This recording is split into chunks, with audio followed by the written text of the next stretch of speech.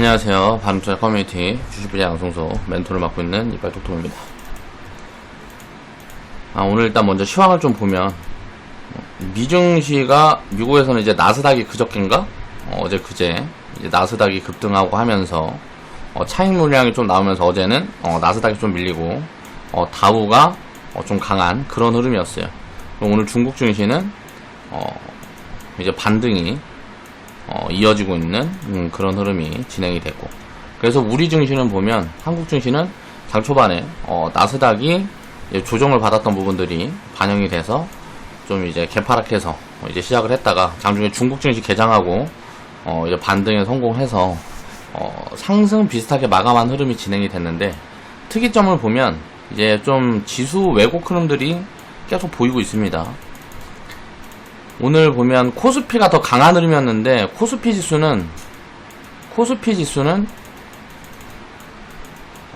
이제 하락 마감했고요. 코스닥 지수는 상승 마감했죠. 근데 상승 종목 수가 더 많았고요. 코스피 같은 경우는, 코스닥 같은 경우는 하락 종목 수가 더 많았어요. 이건 무슨 말이냐면 하락 종목 수가 더 많다는 거는 평균적으로 내려가는 종목이 더 많았다는 거잖아요. 그런데도 지수는 강했다라는 거죠. 그러면 대형주들 시가총액이 높은 그리고 지금 기존에 강했던 종목들 주도 섹터 요런 쪽이 조금 이제 지수를 받쳐주면서 이제 골고루 차익 매물이 나왔다고 보면 되고, 코스피 같은 경우는 오히려 반대로 기존에 강했던 종목들이 조금 밀리는 흐름이 나오면서 이제 상승 종목 수가 더 많았던 순환매 흐름이라고 볼 수가 있을 것 같아요. 최근의 흐름을 보면 일단 언택트 관련된 기업들이 이제 횡보 조정, 좀 하락 조정이 진행이 되고 있는, 이게 이제 디지털 뉴딜이라는 테마로 엮였죠. 그리고 지금 그린 뉴딜로 엮인 이런 신재생 에너지 관련주라든가 이런 게 지금 최근에 굉장히 테마가 붙어서 강한 흐름이고, 누가 사업 진출만 했다 그러면 이제 상한가 들어가고 이런 투기적인 흐름들이 보여주고 있습니다. 이런 투기적인 흐름은 기다려야 돼요. 저도 이제 그린 뉴딜이라든가 이런 부분들은 굉장히 좋게 보고 있지만 장기적으로 투기적인 자금은 항상 단기 수급이에요.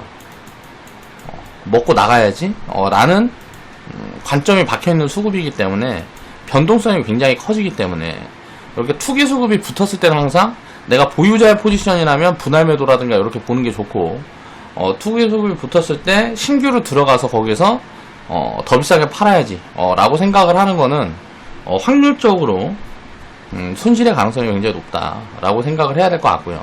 그리고 코로나 치료제 백신 테마, 자, 이쪽으로 테마가 붙은 종목들이 굉장히 강한 흐름들이 진행이 되고 있는데, 요 관련된 섹터는 이제 밸류가 잡혀있는 애들은 한 마이너스 70% 빠질 거고, 고점이 지금 구간이 될지 더 올라갈지는 모르겠지만 무너질 때 이제 밸류가 뭐 잡혀있지 않은 기업들은 마이너스 90% 이상 그렇게 빠질 거다라고 저는 생각을 하고 있어요. 굉장히 리스크하다라고 생각을 하는 거죠.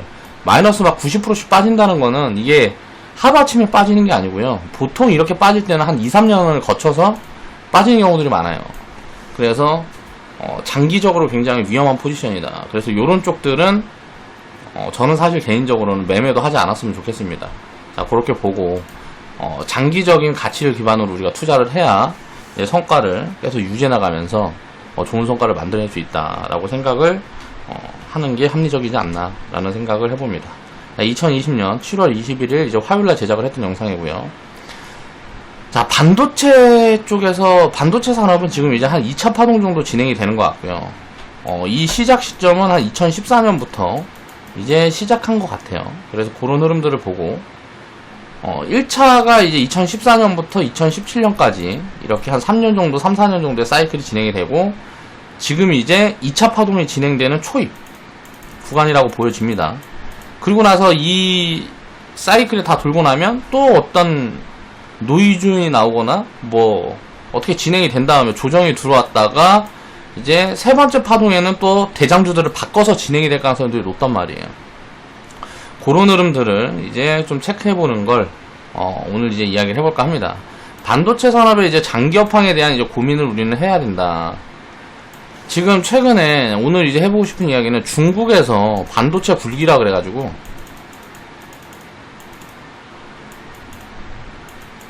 자금률이 지금은 10%밖에 안 되는데, 자금률이 지금은 10%밖에 안 되니까 다 사다 쓴단 말이에요.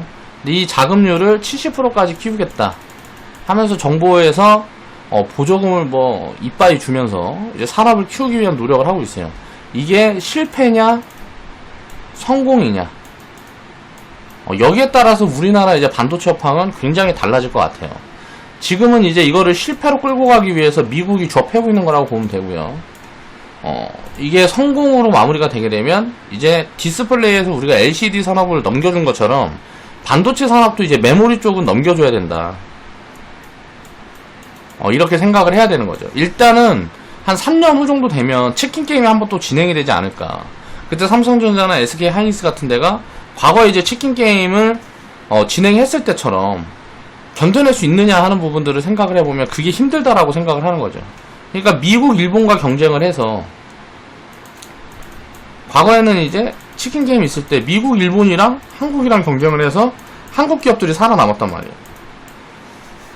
이 살아남았던 이유들은 여러 가지가 있겠지만 기술 같은 부분들도 있을 것이고요. 이게 이제 기술 같은 부분들도 있을 것이고 규모의 경제에 성공을 했다고 봐야죠. 근데 이 규모의 경제로 중국이랑 붙어서 과연 이겨낼 수 있을 건가에 대한 이제 의문이 있는 거예요. 그러니까 이런 장기적인 산업 사이클에 대한 고민들도 하면서 이제 투자를 해야 된다는 거죠. 이제 SK 머티리얼즈 104% 수익 인증해 주신 회원분이 계셔서 그 내용을 토대로 한번 이야기를 해보겠습니다. 자, 평생 투자님이 이제 수익 인증을 해주셨고요. 감사합니다. 축하드려요. SK 머티리얼즈 25만 5천원 요 구간에 이제 분할매도 포지션을 보셨네요. 자, 이 영상이 어저께 만든 거니까 어제 이제 분할매도 포지션이 나왔던 것 같습니다. 지금 제가 보고 있는 상승여력은 SK 머티리얼즈가 이제 한 100% 정도 보여주고요. ENF 테크놀로지는 한 90%에서 100% 정도 보여지는 것 같아요. 이제 업사이드가 나오게 되면 자, 이런 이제 상승여력 같은 부분들 이제 추정치들이 바뀌고 뭐하고 하니까 그런 것들이 이제 변화가 있겠지만 지금은 일단 그 정도 보여집니다. 그리고 이제 동진 세미캠 같은 경우는 아직 저는 이제 적정가치 산출은 안 되는데 업사이드가 굉장히 큰 폭으로 진행이 될 수도 있다. 그래서 상승여력이 가장 클 수도 있는 이제 종목이라고 보고 있어요. 자, ENF 테크놀로지하고 동진 세미캠이 거의 대장 흐름입니다. 자, 반도체 쪽에서는 일단 소재 쪽에 엮여있는 쪽에서는 동진 세미캠하고 ENF 테크놀로지가 거의 대장급이고, 자, 수혜를 받았던 부분들이 일본 수출 규제. 자, 일본에서 이제 수출 규제라는 카드를 꺼내 쓰면서 우리나라에 있는 대기업들이 이제 뭐 국산화라든가 우리나라 기업들과 이제 협업이라든가 이런 흐름들이 좀 빨라지고 뭐하고 하면서 우리나라 이제 소재 장비 기업들 또 부품 기업들이 좀 수혜를 누리고 있다 라고 생각을 하면 될 것 같고요. 기존에 그러니까 뚫고 들어가기가 굉장히 어려운 장벽이었는데 일본 기업들 거를 이제 강제적으로 이제 일본에서 이제 못 쓰게 하니까 그 대안이 필요한 거죠. 그래서 대안을 찾아나가는 과정에서 우리나라 중소기업들이 굉장히 좀 혜택을 보고 있다라고도 생각을 해보면 될 것 같고요. 일단 첫 번째 파동을 보면 2014년부터 한 2017년도까지 한 3, 4년 정도의 이제 1차 파동이 진행이 됐어요. 보통 이제 반도체 같은 경우는 사이클 텀이 한 진행이 되면 한 2년, 3년 정도 이렇게 진행이 되는 경우들이 굉장히 많거든요. 그리고 나서 이제 미중 무역 분쟁이라고 그래갖고 2019년에 노이즈가 만들어지면서 동진 세미캠 같은 경우는 고점에서 거의 한 75% 조정이 들어왔고요. 이제 ENF 테크놀로지도 비슷한 정도의 이제 조정이 진행이 됐죠. SK 머티리얼즈 같은 경우는 자, 물고 있는 밸류라든가 이런 게 탄탄하다 보니까 또 대기업이고 하다 보니까 이런 부분에서 이제 조정이 이제 삼성전자처럼 약했던 거죠.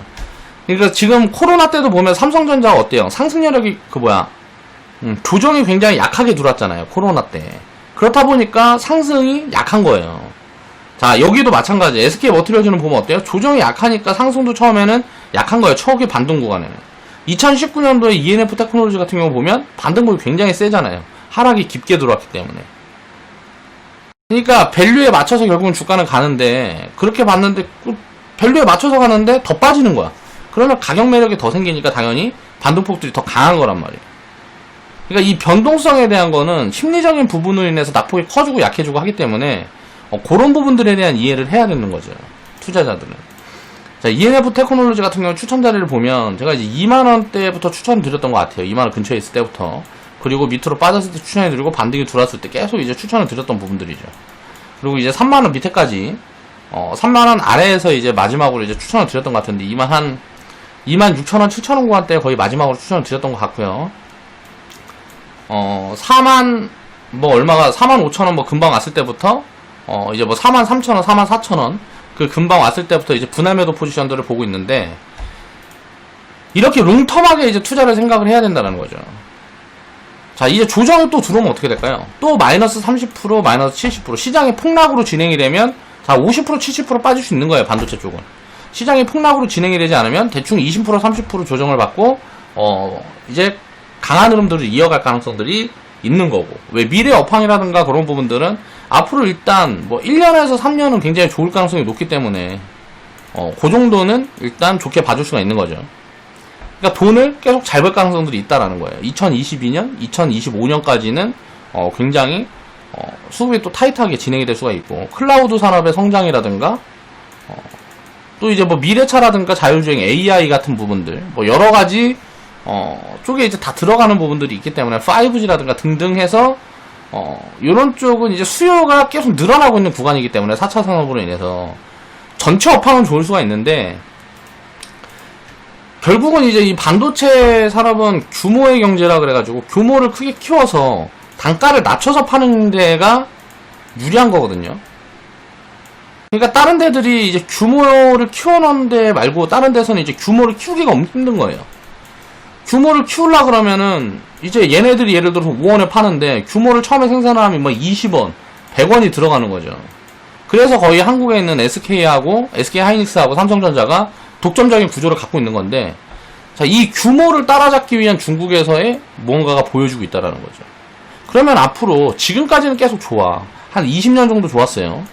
반도체 업황은 한 20년 정도 좋았다고 보면 돼요. 그 사이사이에 있었던 부분들은 다 그냥 변동성이었다고 보면 되고, 우리나라가 이제 상대적 우위를 지켜오고 있었던 산업인데 앞으로도 그렇게 될 거냐에 대한 부분에서 또 이제 도전의 국면에 들어가 있다라는 거죠. 그런 부분들을 이제 우리는 체크를 하면서 봐야 된다라는 거죠. 지금 우리는 이제 반도체 비중을 한 44% 정도 갖고 있는데 이제 2년, 3년 후에는 어떻게 될지 모르는 거예요. 반도체 비중을 44% 갖고 있는 게 아니고 IT 비중을 이제 44% 정도 갖고 있는데, 뭐 이제 반도체 비중은 뭐 이제 한 10%나 되겠죠. 10%나 15%나. 자, 요런 부분들을 우리가 생각을 해보면 장기적인 업황이라든가 산업 흐름들을 체크를 하면서 투자를 해야 된다라는 거예요. 저는 항상 이제 종목을 추리고 기업에 투자를 하기 전에 이제 추천도 하고, 그런 걸 공부를 하기 전에 요런 큰 전체적인 흐름들을 먼저 살펴서 보는 경우들이 굉장히 많습니다. 그래서 그런 부분들에 집중을 하게 되면 업사이드라든가 이런 부분들도 어느 정도 잡아갈 수가 있다는 거죠.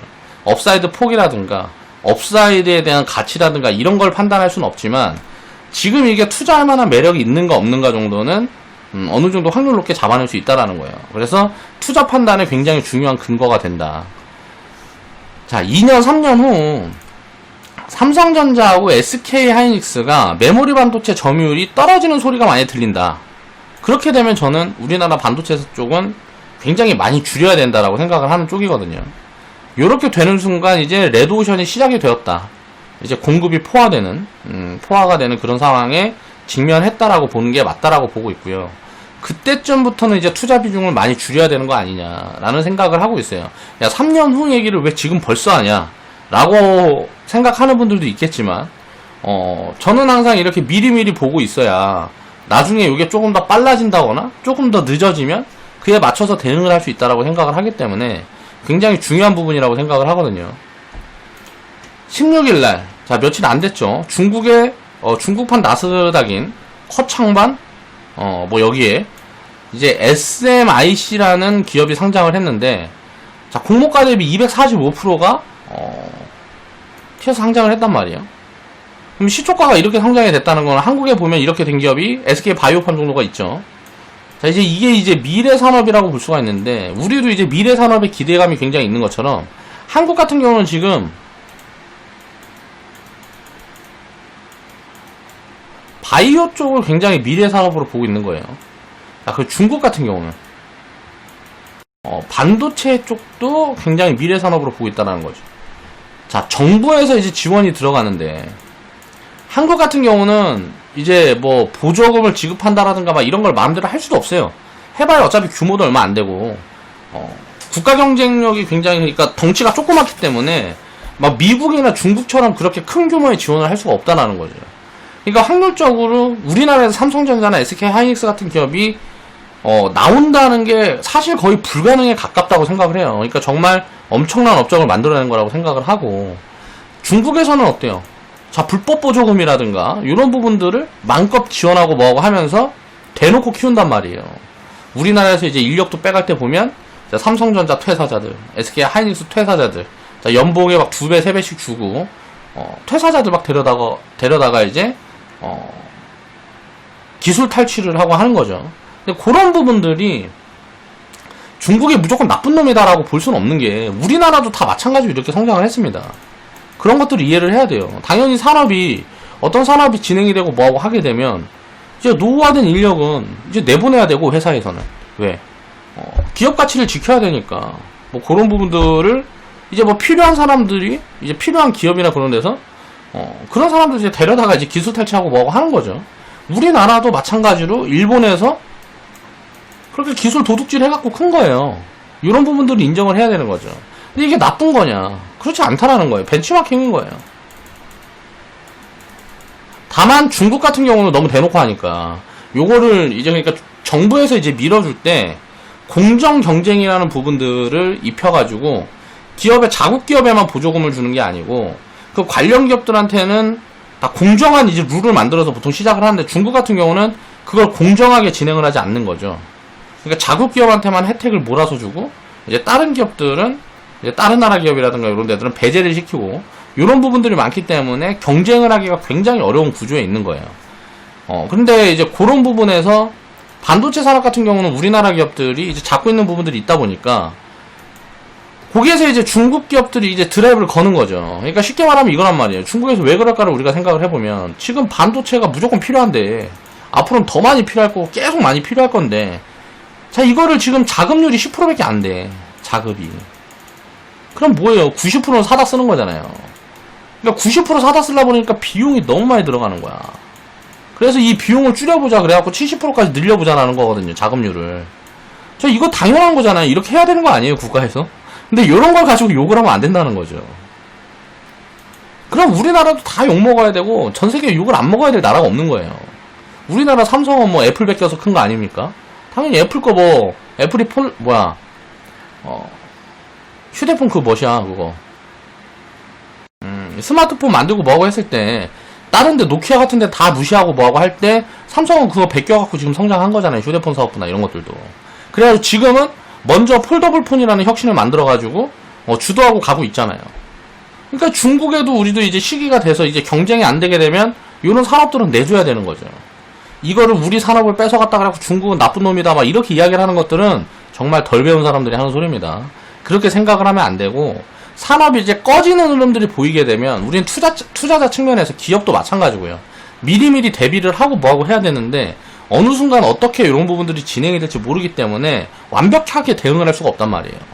그런 것들을 생각을 해놓고 투자를 해야 된다는 거죠. 자, 이날 발행한 주식이 어쩌고저쩌고 이런 것들은 뭐 필요 없는 얘기고, 이제 작년 7월에 역대 최대 금액을 모았다. 그리고 중국 기업 공개 중국 IPO 역사상 두 번째로 많은 돈을 끌어모았다. 우리나라 SK 바이오팜하고 굉장히 비슷한 부분이 있어서 이 뉴스를 제가 가지고 나왔어요. 아무튼간 그렇고, 그러니까 굉장히 뭔가 기대감을 많이 받았던 그런 기업이라는 거죠. 그리고 우리가 사실 투자를 하는데 지금 중국 같은 경우도 금융은 이제 완전히 개방을 하고 있거든요. 그동안은 중국이 금융 개방을 하지 않았어요. 중국이 금융 개방을 하지 않았어요. 왜냐하면 자기네 자산들을 뺏긴다는 이제 후진국적 사고방식에 매여 있는 거예요. 자, 우리나라도 처음에 과거에는 다 이런 생각을 했단 말이에요. 그리고 금융 개방을 하고 뭐하고 하는 이유들은 뭐예요? 결국은 이제 자산이 이제 중국 기업들을 지분을 가지고 있으면 되는 거예요. 우리나라에서 반도체를 만약에 다 뺏겨가지고 중국 기업들이 거의 뭐 독점하는 구간으로 간다. 그렇게 되면 그냥 중국 반도체 기업 사면 된단 말이에요. 그러니까 이런 부분들을 너무 부정적으로 우리가 생각하면 안 되고, 자, 기업들은 합리적으로 경쟁을 해서 거기서 도태되고 성장하고 하는 거다 라는 부분들을 이해를 해야 된다는 거죠. 아무튼 중국의 반도체 굴기, 이제 중심에 있는 회사라서 이제 SMIC라는 기업이 이제 상당히 많은 돈이 몰린 거다라고 뭐 나오고 있는데, 이 기업이 삼성전자나 SK하이닉스 같이 성장을 할 수 있을지 없을지는 지켜봐야 되겠죠. 일단 지금 당장 중국은 현재 10% 중반에 그치는 반도체 자금률을 2025년까지, 2025년이면 몇 년 후예요? 지금 이제 얼마 남지도 않았어요. 이제 한 5년이에요. 5년 후까지 70%로 끌어올리겠다. 그러면 자금률을 만약에 중국에서 이렇게 끌어올리면 우리나라에서 팔아먹는 반도체는 당연히 그만큼 줄어들 거 아니에요. 지금 예를 들어서 100을 판다. 그러면 이게 자금률이 어떻게 올라가는지 체크를 해봐야 된단 말이에요. 10에서 70%로 올라가면 우리나라는 어떻게 돼요? 자, 100에 팔아먹던 거에서 30% 줄어드는 거죠. 중국에다 팔아먹는 반도체 양이. 자, 우리나라가 수출을 하는 부분에서 중국에다가 이 반도체 수출 비중이 이렇게 30% 줄어들게 되면 이쪽 산업들은 당연히 매출이 쪼그라들고 덩치가 작아지겠죠. 요런 부분들을 이제 지금 체크를 하면서 가야 된다는 거예요. 앞으로 1년, 2년, 3년이 지날수록 자, 중국에서 지금 이제 이 자금률이 얼마나 이제 늘어나고 그 부분에서 우리나라 기업들이 자, 타격을 받는 부분들이 얼마나 있느냐. 오히려 또 장비라든가 소재 쪽에서는 굉장히 또 이점이 있을 수도 있어요. 중국에서 이렇게 하려고 하면 어때요? 자금률을 키우려고 그러면 반도체 장비는 초호황을 만날 수 있단 말이에요. 삼성전자하고 SK하이닉스는 안 좋더라도 장비 기업들은 굉장히 좋을 수 있다. 그러면 삼성하고 SK 점유율이 떨어지면 그와 비례하게 장비 기업들은 오히려 매출이 커질 수 있다는 거죠. 중국 쪽에다 많이 팔아먹을 테니까. 반도체를 생산하는 이제 장비라든가 뭐 소재라든가 이런 부분들은 기하급수적으로 성장할 수 있는 거예요. 그러니까 삼성전자하고 SK하이닉스가 안 좋다고 여기에서 보는 이 소재 기업들도 같이 안 좋을 거다라고 생각을 하면 안 된다라는 거죠. 다만 지금은 삼성전자가 우리나라 소재들을 써줘요. 예를 들어서 그동안은 일본 거 쓰느라고 못 썼는데 자, 일본 수출 규제 뭐 이런 것 때문에 우리나라 반도체 소재를 써주는데 나중에 이제 조금 더 지나가면 어떻게 될까요? 이제 삼성이라든가 SK하이닉스가 반도체 시장에서 메모리 반도체 시장에서 점유율이 낮아지면 어떻게 돼요? 중국 기업들한테 휘둘리게 되겠죠.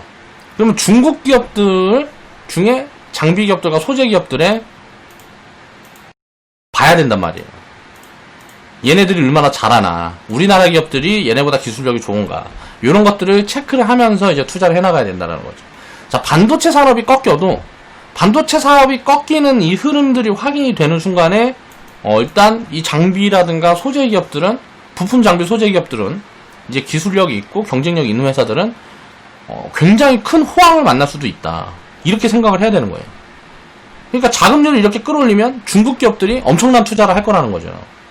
그러면 앞으로 2025년까지 이렇게 끌어올리면 이렇게 끌어올리는 동안에는 굉장히 좋을 수 있다는 거죠. 자, 그런 부분들이 또 이제 체크 포인트가 될 것 같아요. 딱 이것만 보면 굉장히 악재인 것 같아요.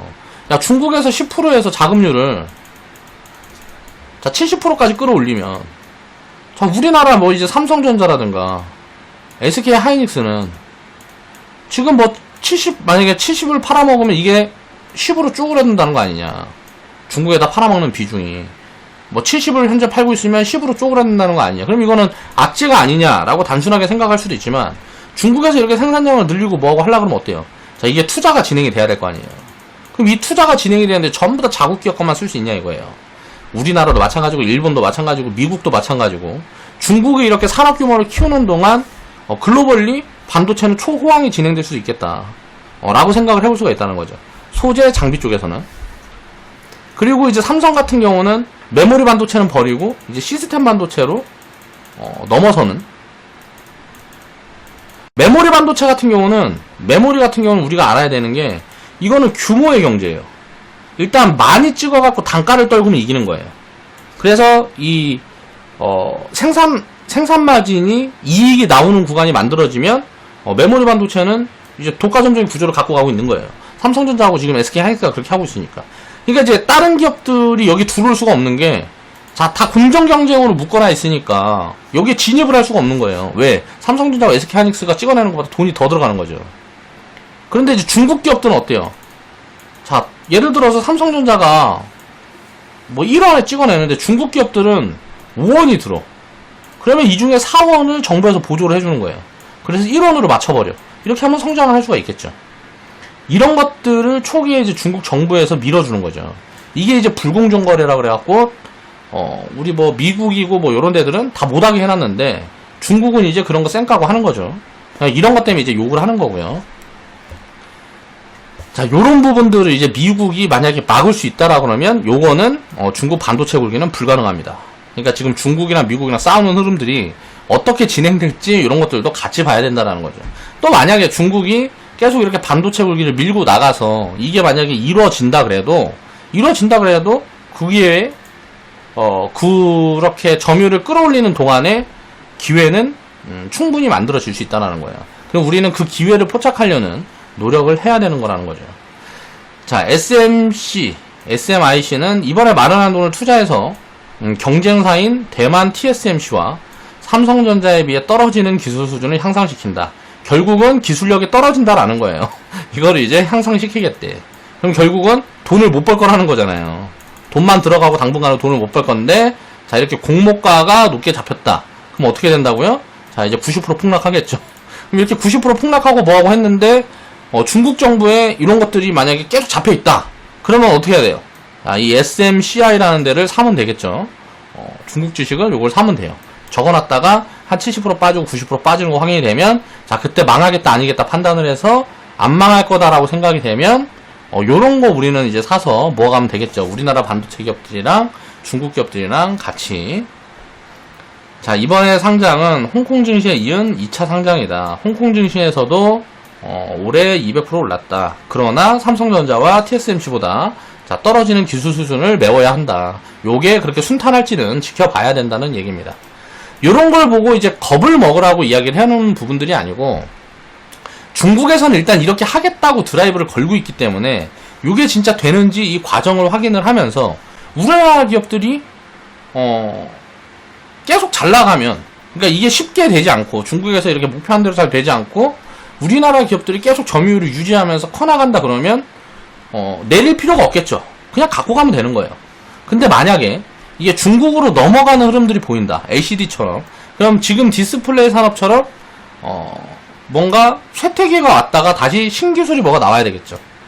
그 신기술을 보면 디스플레이 같은 경우는 자, LCD에서 OLED로 넘어가는 과정 중에 있는 거잖아요. 자, 지금 반도체 같은 경우는 메모리하고 원래 시스템하고 원래 같이 있었는데,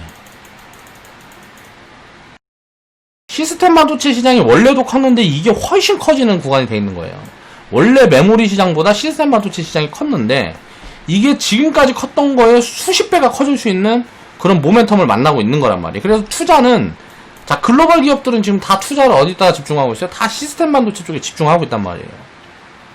근데 이제 우리가 기본 산업재라고 볼 수가 있는 거기 때문에 메모리 반도체 쪽도 그쪽 산업을 키우기 위한 노력을 중국은 하고 있는 거죠.